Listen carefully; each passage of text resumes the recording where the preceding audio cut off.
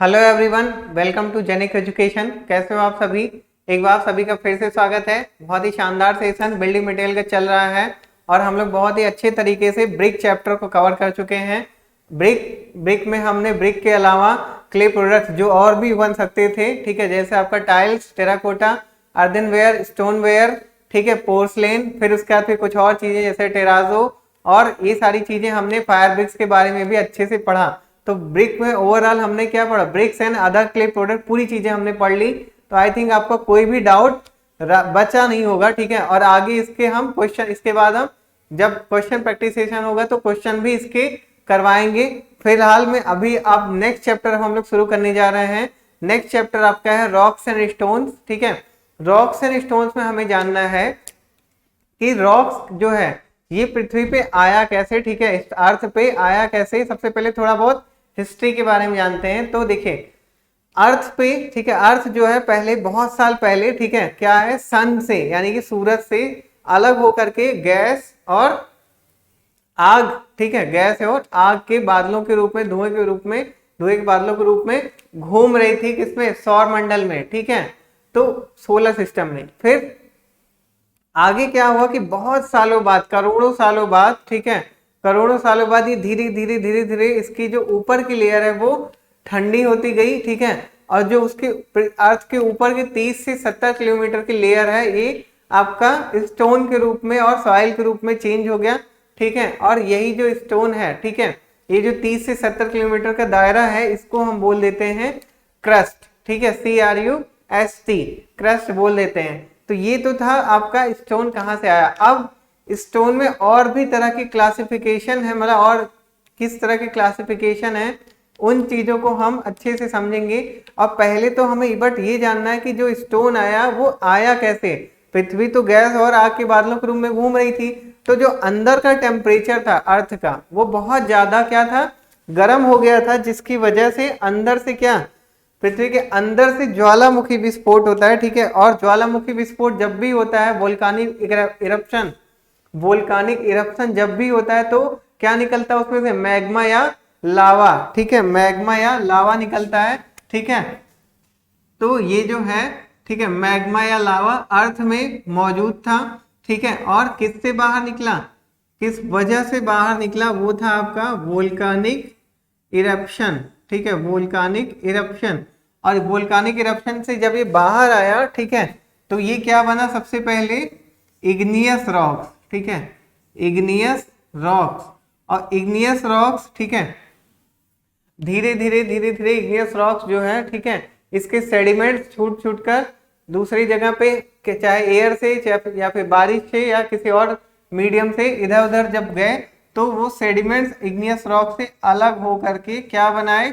Sediment अलग होकर के बनाए सेडिमेंट्री रॉक्स, ठीक है, सेडिमेंट्री रॉक्स। और सेडिमेंट्री रॉक्स जो था, ठीक है, इसमें या due to heat and pressure, ठीक है, बहुत ज्यादा हीट और प्रेशर की वजह से सेडिमेंट्री रॉक्स धीरे धीरे कई सालों में चेंज हुए किसमें? मेटामॉर्फिक रॉक्स में, मेटामॉर्फिक रॉक्स में, ठीक है। और फिर यही प्रोसेस आपका चलता रहता है, ठीक है। ये एक साइकिल होती है कि मैग्मा आपका वोल्कानिक इरप्शन से बाहर आकर के इग्नियस रॉक्स बनेगा, फिर उसके सेडिमेंट्स बनाएंगे सेडिमेंट्री रॉक, और वो आपका बनेगा एट लास्ट सेडिमेंट्री रॉक से मेटामॉर्फिक रॉक्स। कभी कभी डायरेक्ट इग्नियस रॉक से भी मेटामॉर्फिक रॉक बनता है, जरूरी नहीं कि वो पहले के पहले सेडिमेंट्री रॉक्स बने, ठीक है। तो यहाँ पे आपका एक चीज क्लियर हुआ। अब इसके बाद हम जानते हैं जैसे कि जो रॉक्स और स्टोन्स है इसके यूजेस वगैरह क्या हैं। तो यूजेस इसके बहुत ज्यादा हैं। जैसे आप क्या करते हो, इसको कंस्ट्रक्शन वर्क में बहुत ज्यादा इस्तेमाल करते हो, ठीक है, मूर्तियां बनाने में इस्तेमाल करते हो, ठीक है, और माइलस्टोन बनाने में, रोड पे माइलस्टोन बनाने के काम में आता है, ठीक है, और ब्रिज वगैरह पे पैचिंग वर्क में काम में आता है, ठीक है। और छोटे मोटे कंस्ट्रक्शन वर्क में पुराने के जितनी हिस्टोरिकल बिल्डिंग बनी है वो आपकी सारे स्टोन से ही बनी है, ठीक है। तो कई सारे इसके यूजेस हैं। आप जैसे रोड बनाते हो तो उसमें जो नीचे की लेयर होती है उसमें भी यूज करते हो, ठीक है। तो बहुत सारे इसके यूजेस हैं, ठीक है। और रही बात अवेलेबिलिटी की बात करें, यानी कि स्टोन कहाँ कहाँ अवेलेबल है, तो देखिए आपको सबसे अच्छा एक चीज बता रहा हूँ कि जैसे पुराने के जमाने में जो राजा या महाराजा लोग थे तो वो क्या करते थे कि जहां पे भी उनको स्टोन मिल जाता था, ठीक है, वो क्या करते थे, वहीं पे क्या करते थे, अपने महल वगैरह बनवा देते थे। तो आप इससे अंदाजा लगा सकते हो, थोड़ा सा भी अगर आपने जीके वगैरह थोड़ा सा भी पढ़ रखा हो गया, बचपन में कुछ चीजें याद रखी होंगी, तो जैसे आप जहां पे भी ये सुनो कि कहीं पे महल बना है या कुछ भी चीज बनी है, तो आप समझ जाओ कि इसके आसपास जरूर स्टोन अवेलेबल था, तभी ऐसा हुआ, क्योंकि बहुत कम ही ऐसा हुआ कि कहीं दूसरी जगह से पत्थर ला करके बनाया गया हो कहीं और पे, ठीक है। तो कुछ एक्सेप्शंस को छोड़ करके लगभग जगहों पे आपको क्या था, स्टोन अवेलेबल था। जैसे आगरा में, यूपी की अगर बात करें तो आगरा, फिर मिर्जापुर, सोनभद्र वगैरह में, ठीक है, और फिर थोड़ा बहुत इलाहाबाद में भी थोड़ा बहुत, ठीक है।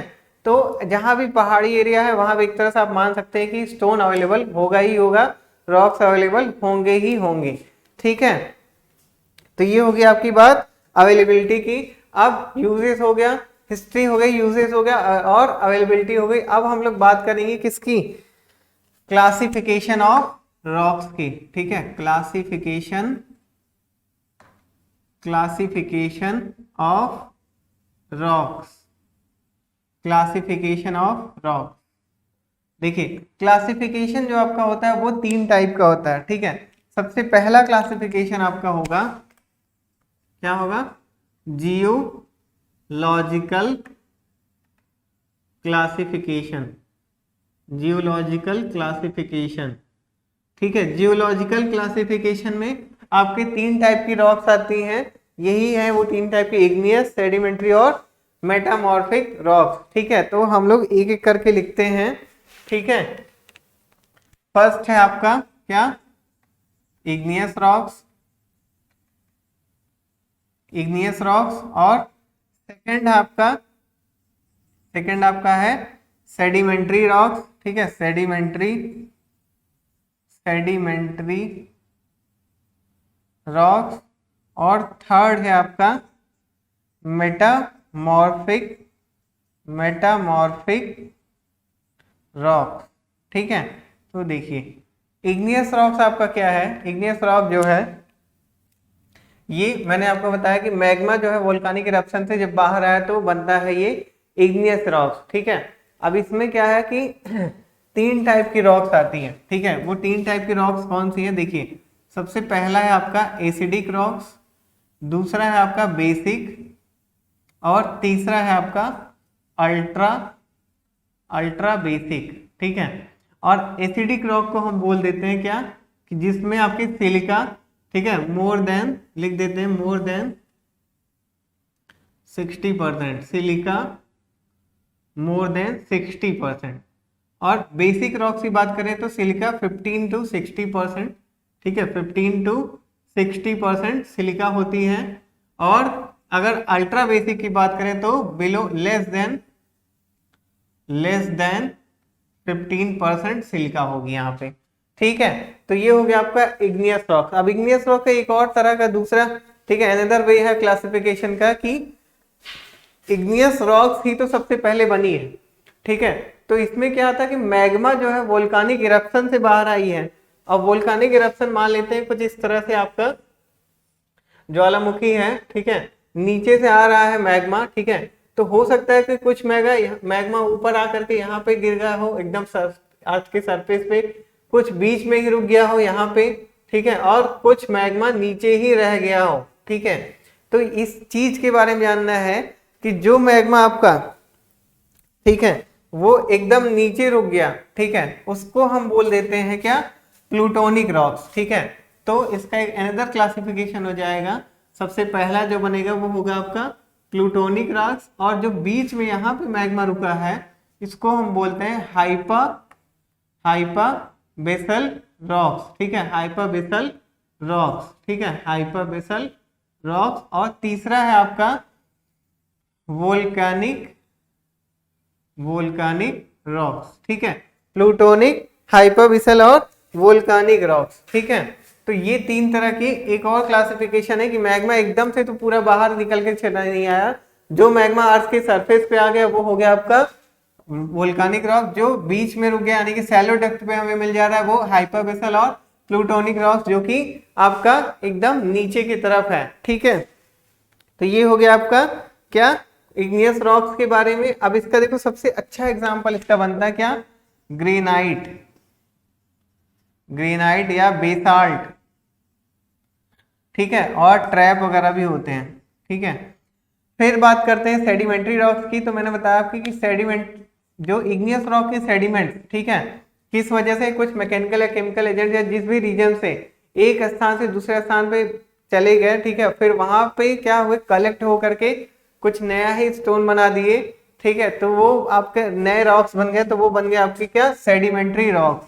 और इसका एग्जाम्पल है सबसे अच्छा क्या, लाइम स्टोन या सैंड स्टोन, ठीक है। और इसमें क्या है, मेटामॉर्फिक रॉक्स में क्या है कि बहुत ज्यादा हीट और प्रेशर की वजह से, ठीक है, due to heat and pressure sedimentary rocks change in metamorphic rocks, ठीक है, बहुत ज्यादा हीट और प्रेशर की वजह से सेडिमेंट्री रॉक्स या इग्नियस रॉक्स भी कुछ कुछ चेंज होकर के आपके क्या बन गए, मेटामॉर्फिक रॉक। मेटामॉर्फिक रॉक को हिंदी देखो, ये चीजें आपने बचपन में भी पढ़ रखी है, थोड़ा सा अगर आप रिलेट करने की कोशिश करो तो देखिए, जैसे आपने ये पढ़ा था क्लास 7th 8th में, अगर आप उत्तर प्रदेश बोर्ड के हो तो क्लास 7th 8th में हो सकता है ज्योग्राफी वगैरह में पढ़ रखा होगा, या फिर 6th 7th 8th में कहीं पे 9th 10th में, कि आपके जो सॉइल है, जो रॉक्स हैं, ये क्या थे, इग्नियस रॉक्स को अगर जैसे देखा होगा तो हो सकता है लिखा होगा कि आग्नेय, ठीक है, सेडिमेंट्री का लिखा होगा अवसादरी, और मेटामॉर्फिक का रूपांतरित, ठीक है, या कायांतरित। तो ये चीजें थी। तो मेटामॉर्फिक रॉक्स क्या थे, हीट और प्रेशर की वजह से बदल रहे हैं, ठीक है। इसका सबसे अच्छा एग्जांपल आपके पास क्या है, मार्बल, ठीक है, मार्बल। तो ये हो गया आपका क्लासिफिकेशन, कौन सा, जियोलॉजिकल क्लासिफिकेशन। अब हम लोग बात करते हैं किसके बारे में, अनदर क्लासिफिकेशन, ठीक है। दूसरा क्लासिफिकेशन है आपका फिजिकल, और फिर उसके बाद फिर आएगा केमिकल, ठीक है, फिजिकल और केमिकल, ठीक है। तो इतना आप सब कुछ नोट कर लीजिए अच्छे से, और आगे इसके एक एक क्लासिफिकेशन अच्छे से फिर हम लोग देखते हुए चलते हैं, ठीक है। अब इसमें देखिए आगे आपका क्या है कि केमिकल क्लासिफिकेशन की अगर बात करें, ठीक है, केमिकल क्लासिफिकेशन, ठीक है, यहाँ पे एक line, chemical classification, chemical classification, chemical classification की अगर बात करें तो हमारे पास है, सबसे पहला क्लासिफिकेशन है सिलीसियस, सिलीसियस रॉक्स, ठीक है। दूसरा है आपके पास कैलकेरियस, और तीसरा है आपके पास आर्जिलेसियस, आर्जिलेसियस, ठीक है। तो आपके पास क्या क्या है केमिकल में, सिलीसियस रॉक्स, कैलकेरियस रॉक्स और आर्जिलेसियस।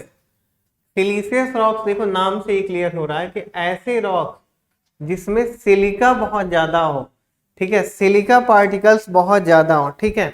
और सिलिका किस में ज्यादा रहता है, वो इग्नियस रॉक्स में होता है। और इग्नियस रॉक्स का एग्जांपल आपको बताया क्या, ग्रेनाइट, बेसाल्ट, ट्रैप, ये सारी चीजें। फिर आएंगे हम लोग कैलकेरियस रॉक्स पे।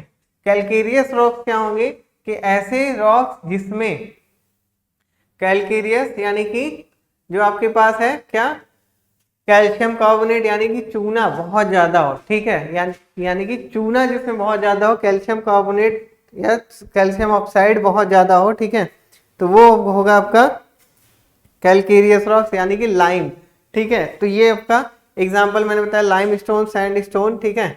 फिर आपका आएगा आर्जिलेसियस, आर्जिलेसियस यानी कि ऐसे रॉक्स जिसमें सॉइल पार्टिकल्स बहुत ज्यादा हो, ठीक है, सॉइल पार्टिकल्स बहुत ज्यादा हो, ठीक है, जैसे स्लेट हो गया, लैटराइट वगैरह हो गई चीजें, ठीक है। तो ये हो जाता है आपका सिलीसियस, कैलकेरियस और आर्जिलेसियस रॉक्स के बारे में। अब इसके बाद फिर हम लोग बात करेंगे किसकी, फिजिकल क्लासिफिकेशन, फिजिकल क्लासिफिकेशन, ठीक है, ऑफ रॉक्स। फिजिकल क्लासिफिकेशन में देखिए हम लोग क्या करेंगे, फिजिकल क्लासिफिकेशन में जैसे सबसे पहला होगा आपका अकॉर्डिंग टू, देखिए इसमें पहला होता है अकॉर्डिंग टू स्ट्रेटिफिकेशन, स्ट्रेटिफिकेशन, ठीक है। इसमें आपका पहला होता है आपका एक स्ट्रेटिफाइड रॉक्स, स्ट्रेटिफाइड रॉक्स। दूसरा आपका होगा अनस्ट्रेटिफाइड रॉक्स, अनस्ट्रेटिफाइड रॉक्स। तीसरा आपके पास होगा फोलिएटेड रॉक्स। क्या है? फोलिएटेड, ठीक है। एक तरह का तो क्लासिफिकेशन ये हो गया। फिजिकल क्लासिफिकेशन में दो क्लासिफिकेशन, अकॉर्डिंग टू स्ट्रेटिफिकेशन और दूसरा होगा अकॉर्डिंग टू, यहाँ पे according to texture, according to texture, ठीक है। अकॉर्डिंग टू टेक्सचर की बात करें तो इसमें आपका क्लासिफिकेशन होगा क्रिस्टलाइन रॉक्स, क्रिस्टलाइन रॉक्स। दूसरा आपका होगा ग्रेनुलर, ग्रेनुलर रॉक्स। और तीसरा आपका होगा स्लेटी, स्लेटी रॉक, ठीक है। अब देखिए एक एक चीज अब हम लोग फिर से समझते हैं। जियोलॉजिकल हो गया, केमिकल हो गया। अब फिजिकल क्लासिफिकेशन की अगर बात करें तो इसमें दो तरह के क्लासिफिकेशन होते हैं। एक होता है आपका अकॉर्डिंग टू स्ट्रेटिफिकेशन, दूसरा है according to texture. According to stratification में क्या है? सबसे पहले है स्ट्रेटिफाइड रॉक्स, दूसरा है अनस्ट्रेटिफाइड, तीसरा है फोलिएटेड। स्ट्रेटिफाइड का मतलब है कि जो एक एक लेयर, एक लेयर के ऊपर दूसरी लेयर, दूसरी लेयर के ऊपर तीसरी लेयर, यानी कि लेयर बाय लेयर जो स्टोन बनी हो, रॉक्स बने हो, ठीक है, वो होते हैं आपके स्ट्रेटिफाइड रॉक्स। और सारे के सारे सेडिमेंट्री रॉक्स, सारे के सारे सेडिमेंट्री रॉक्स क्या होते हैं? स्ट्रेटिफाइड रॉक्स होते हैं। क्या आप समझोगे? सारे के सारे सेडिमेंट्री रॉक्स स्ट्रेटिफाइड रॉक्स होते हैं, ठीक है। और अब एग्जाम्पल आपको फिर से पता चल गया, लाइमस्टोन, सैंडस्टोन, ये सब चीजें। और अनस्ट्रेटिफाइड जो रॉक्स होते हैं वो सारे के सारे क्या होते हैं? इग्नियस रॉक्स होते हैं, ठीक है। यानी कि इसमें कोई लेयर नहीं होती, बस, ठीक है, ये जम जाते हैं और कठोर हो जाते हैं, ठीक है, हार्ड हो जाते हैं, और इसमें कोई लेयर नहीं होती, यानी कि अनस्ट्रेटिफाइड कोई लेयर, ठीक है, नहीं, कोई स्ट्रेटिफिकेशन नहीं है। अब फोलिएटेड रॉक्स क्या होते हैं? ये होते हैं मेटामॉर्फिक रॉक्स। इनके में क्या होता है कि tendency to split in one direction. क्या होगा? हम लोग लिखेंगे यहाँ पे tendency to split in one direction, tendency to split in one direction, ठीक है। फोलिएटेड रॉक्स में ये होता है। और ये सारे के सारे मेटामॉर्फिक रॉक्स आपके क्या बन जाते हैं? फोलिएटेड रॉक्स, ठीक है। और इसमें क्वार्ट्ज और मार्बल को छोड़कर, ठीक है, किसको? क्वार्ट्ज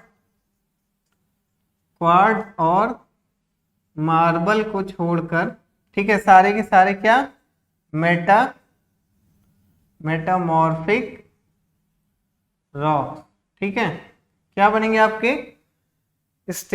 फोलिएटेड रॉक, ठीक है। अब अगर टेक्सचर की बात करें कि अब किस, जो स्टोन या रॉक्स आपका बना है, या ठीक है, रॉक आपका जो बना है, रॉक्स, वो उसका टेक्सचर कैसा है, ठीक है, गठन कैसे हुआ है। तो क्रिस्टलाइन रॉक्स में देखिए, सब अकॉर्डिंग टू टेक्सचर देखें तो सबसे पहले क्रिस्टलाइन देखेंगे, ठीक है।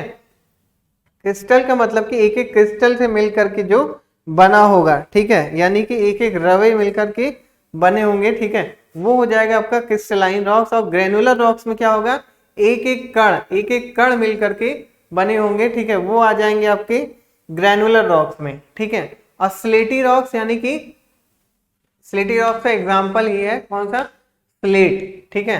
तो जो स्लेट वगैरह होगा, ठीक है, वो हो जाते हैं आपके स्लेटी रॉक्स, ठीक है। बचपन में आप स्लेट यूज करते थे, उस पे चौक से लिखते थे, फिर मिटा देते थे, ठीक है, वही स्लेट की हम बात यहाँ पे कर रहे हैं, ठीक है, अकॉर्डिंग टू टेक्सचर में, ठीक है। तो यहाँ पे आज आपने क्या पढ़ा?